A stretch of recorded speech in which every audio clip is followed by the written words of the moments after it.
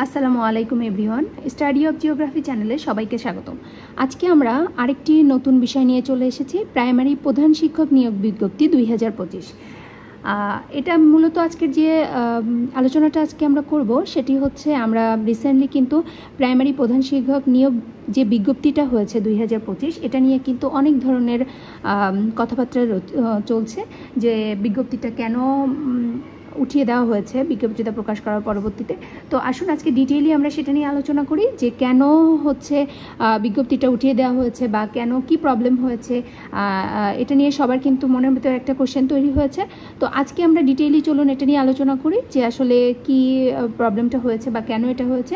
আসলে কি বিজ্ঞপ্তিটা উঠিয়ে নেওয়া হয়েছে নাকি মানে কোনো এর পিছনে অন্য কোনো কারণ রয়েছে, ডিটেইলে আজকে আমরা আলোচনা করব। তাহলে আমরা এখন বিস্তারিত একটু দেখি।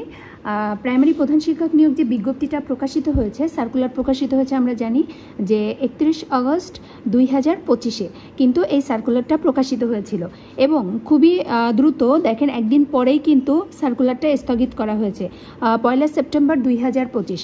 তো এটা কেন করা হয়েছে, এটার পিছনে কারণটা কি, এটা আসলে সবাই কিন্তু জানার জন্য মোটামুটি আগ্রহ রয়েছে সবার।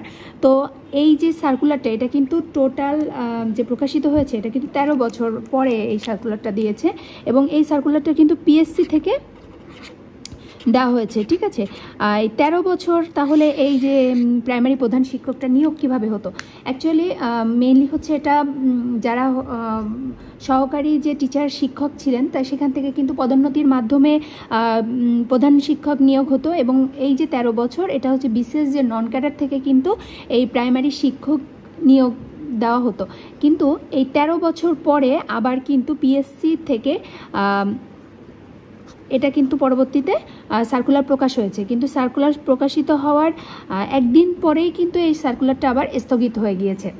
এখন আমাদের কোশ্চেনটা হচ্ছে যে এই সার্কুলারটা কেন স্থগিত করা হলো, এটার পিছনে কারণটা কি। তো এটা জানতে হলে আমাদেরকে একটু জানতে হবে যে এই যে প্রাইমারির যে সার্কুলারটা হয়, মানে প্রাইমারি শিক্ষক নিয়োগ যে বিধিমালা 2019-এর যে বিধিমালা, এটা ফলো করে কিন্তু এই নিয়োগ বিজ্ঞপ্তিটা প্রকাশ করা হতো এবং এখানে কিন্তু কি হতো যে এখানে বলা ছিল যে প্রাইমারির যে প্রধান শিক্ষক বা সহকারী যে শিক্ষক এই বিধিমালা অনুসারেই কিন্তু নিয়োগ দেওয়া হতো এবং পদোন্নতির মাধ্যমেই কিন্তু কত থেকে কত পার্সেন্টেজ আমি লাস্ট ক্লাস মানে আলোচনায় বলেছিলাম।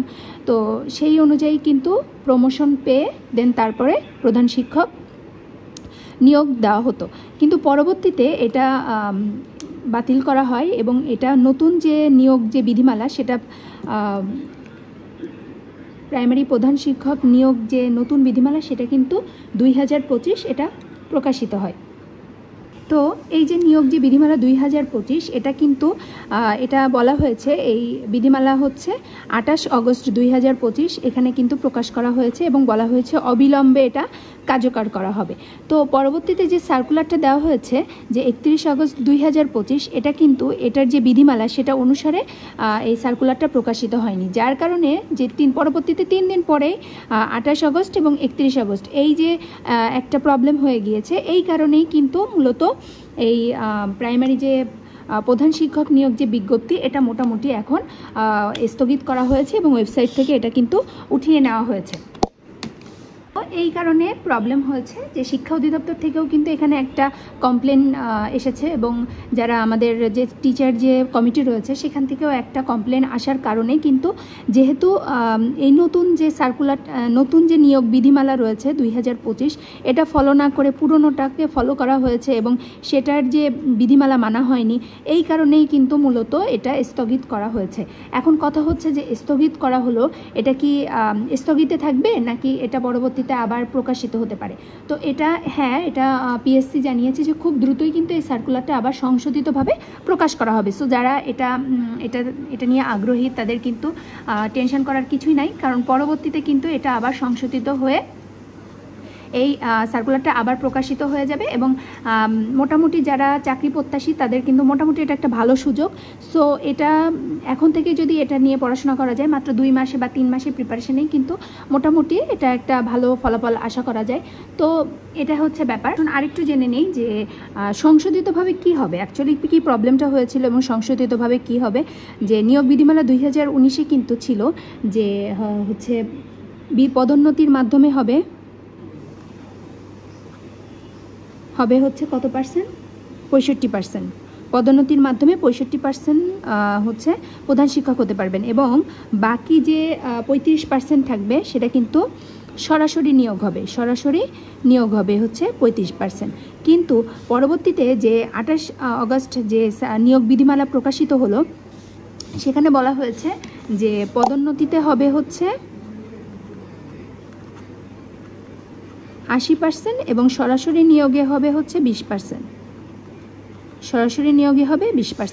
এখন এখানে বলা হয়েছিল যে এই যে নিয়োগটা এটা অনতিবিলম্বে কার্যকর করা হবে। তো অনতিবিলম্বে মানে বিলম্ব ছাড়া, তার মানে সরাসরি আজকে এটা প্রকাশিত হয়েছে এবং এরপর থেকে কোনো সার্কুলার হলে এটাও ফলো করতে হবে।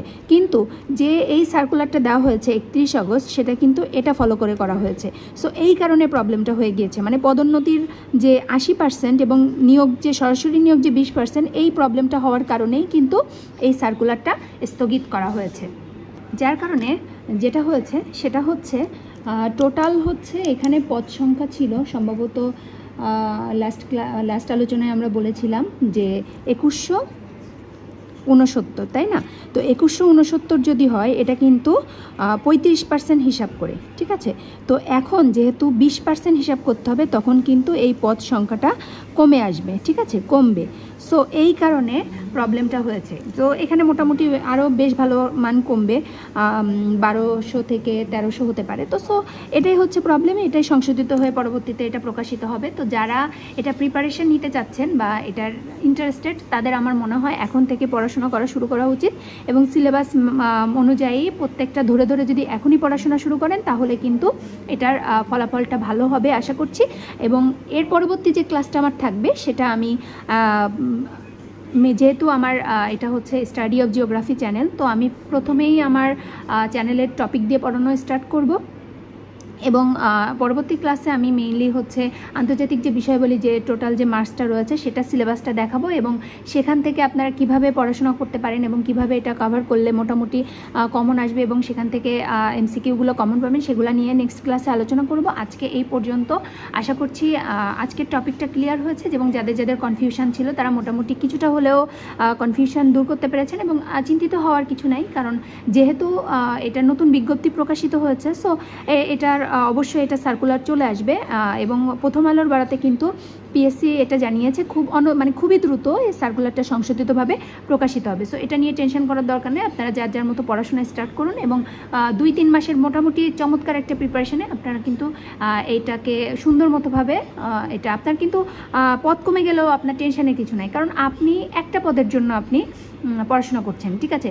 তো এই চিন্তা করলে হবে না যে আমার অনেকগুলো পদ রয়েছে, আমার কম্পিটিশানটা কিন্তু আপনাকে আলটিমেটলি নিজের সাথে, মানে আপনি যে পড়বেন আপনাকে কিভাবে কম্পিটিশানটা করতে হবে নিজের কথা চিন্তা করে যে আমি এমনভাবে প্রিপারেশন নিব যে আমার কম্পিটিটর যেই হোক না কেন আমি যেন মোটামুটি একটা ভালো মার্কসের প্রিপারেশন নিয়ে আপনাকে পড়াশোনা করতে হবে।